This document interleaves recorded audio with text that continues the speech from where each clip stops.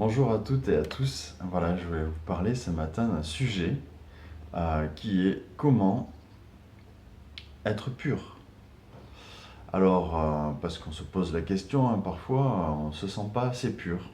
Et on va partir dans un exemple tout de suite d'une personne qui ne se sentait pas assez pure et qui pensait pouvoir être plus pure que ce qu'elle était déjà. Et on va partir dans Jean 13. Alors on va dans Jean 13 commencer au verset allez, 3.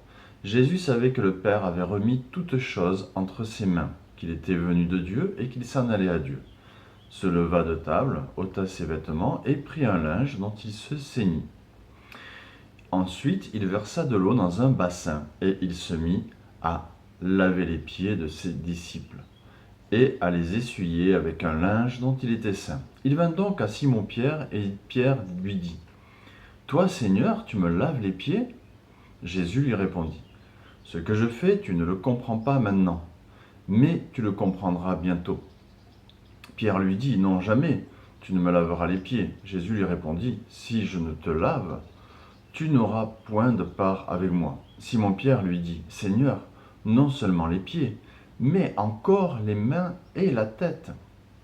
Jésus lui dit : Celui qui est lavé n'a besoin que de se laver les pieds pour être entièrement pur. Et vous êtes purs, mais non pas tous, car il connaissait celui qui le livrait. Bon, après, c'est pour ça qu'il dit, vous n'êtes pas tous purs.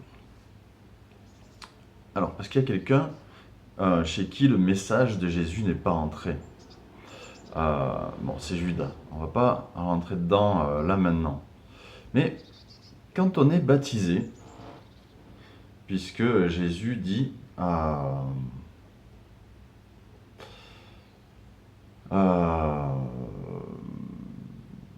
celui qui est lavé, alors on peut le prendre aussi par être baptisé. Eh bien, quand on est baptisé, on est purifié. Et parce qu'on a cru à quelque chose. Mais c'est ce quelque chose qui nous a lavé. Alors qu'est-ce que c'est ce quelque chose ? On va aller dans Jean 15 au verset 3. Tout sarment qui est en moi, ça c'est au verset 2, pardon, et qui ne porte pas de fruit, il le retranche, et tout sarment qui porte du fruit, il l'émonde afin qu'il porte encore plus de fruits. Verset 3. Déjà vous êtes purs à cause de la parole que je vous ai annoncée. Demeurez en moi et je demeurerai en vous, comme le sarment ne peut de lui-même porter du fruit s'il ne demeure attaché au cep. Ainsi vous ne pouvez non plus si vous ne demeurez en moi. Déjà vous êtes purs à cause de la parole que je vous ai annoncée. C'est cette parole qui nous purifie. C'est cette parole qui fait que nous croyons et nous allons au baptême. Jésus dit que la parole qu'il a prononcée nous purifie. Est-ce que nous, on croit qu'on peut apporter autre chose que ce que Jésus a dit ? Est-ce que nous disons à Jésus, non, tu le dis, mais là, c'est pas assez. Je t'assure, Jésus, c'est pas assez. Jésus est-il ton Dieu ? Jésus est-il ton roi ? Est-il ton sauveur ? Est-ce que tu lui fais confiance ? Si tu lui fais confiance, alors la parole qu'il a prononcée, qui est dans la Bible, à laquelle tu as cru, elle t'a purifié. Alors tu vas me dire, oui, mais des fois je pêche, alors je ne suis pas assez parfait. Ok, on va en parler. Alors, donc là, on a vu que quand on est baptisé, on est purifié. Car, ce qu'on a lu en Jean 15,3, on a cru à la parole de Dieu, que l'on a reçue, et elle nous a lavés. Nous n'avons besoin de rien d'autre pour être purifiés. Nous ne pouvons pas apporter quelque chose de plus que la parole de Dieu pour nous laver, nous purifier, nous sanctifier. Alors, effectivement, c'est vrai qu'on pêche souvent. Et là, on doit s'examiner chaque jour, parce qu'on est humain. On est humain, on est dans ce corps de chair qui est malheureusement attiré parfois vers le péché. Le diable parfois nous souffle de mauvaises idées. Et d'autres personnes aussi.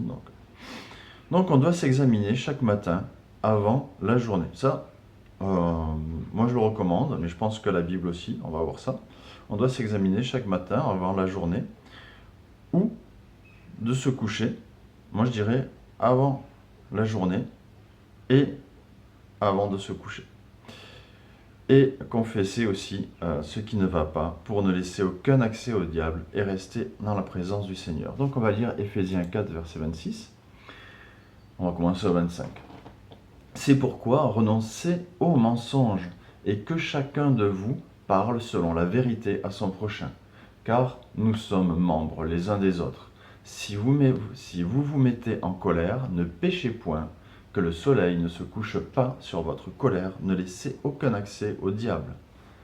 Éphésiens 4, versets 25, 26 et 27. 1 Pierre 5, 8. On commence au 7. Et déchargez-vous sur lui de tous vos soucis, car lui-même prend soin de vous. Soyez sobres, veillez. Votre adversaire, le diable, rôde comme un lion rugissant, cherchant qui il dévorera.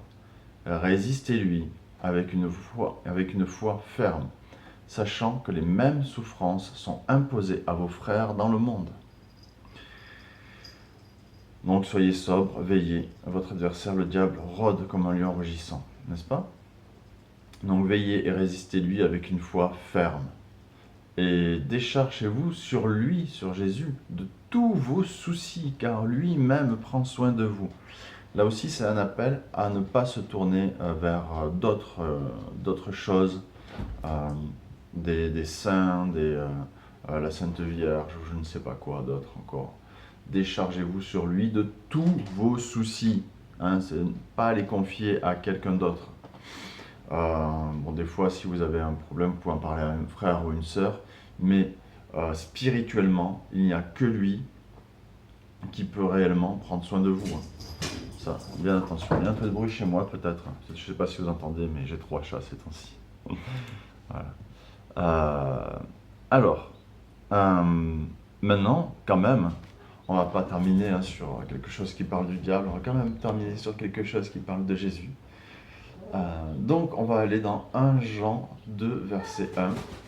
Mes petits enfants, je vous écris ces choses afin que vous ne péchiez point. Et si quelqu'un a péché, nous avons un avocat auprès du Père, Jésus-Christ le juge. Il est lui-même victime expiatoire pour nos péchés, non seulement pour les nôtres, mais aussi pour ceux du monde entier. Croyez en cette parole et ne doutez pas du fait que vous êtes purifiés et sanctifiés par Jésus et que cela suffit. Demeurez en lui. Passez une belle journée dans la présence de Jésus et de Papa et de l'Esprit Saint. De Dieu en fait. Soyez bénis.